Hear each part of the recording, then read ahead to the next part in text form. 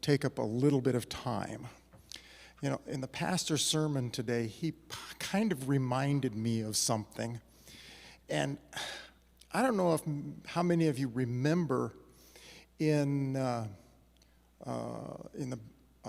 I think it's in Spirit of Prophecy, there's a couple of spots in the Bible that talk about Joseph's sons and Jesus, I'm going to say half-brothers.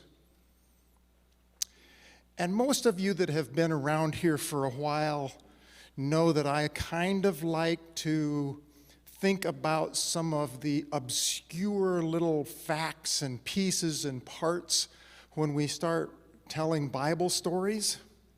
Well, in the sermon today, the pastor started to say something, and I don't know why it hit me so much.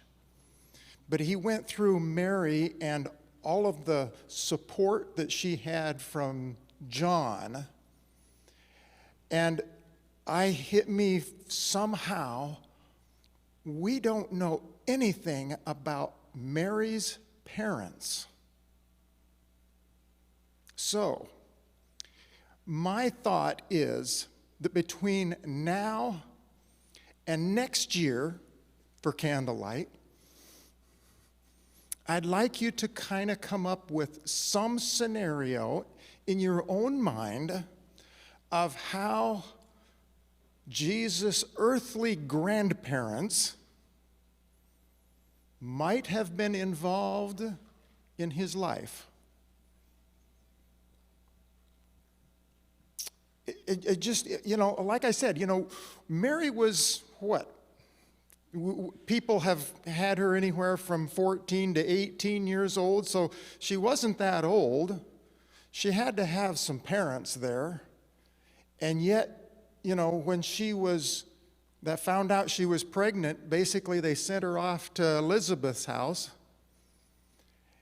And we know that Joseph was in the middle of the things there somehow. How many of you have been to Branson? You've been to Sight and Sound Theater.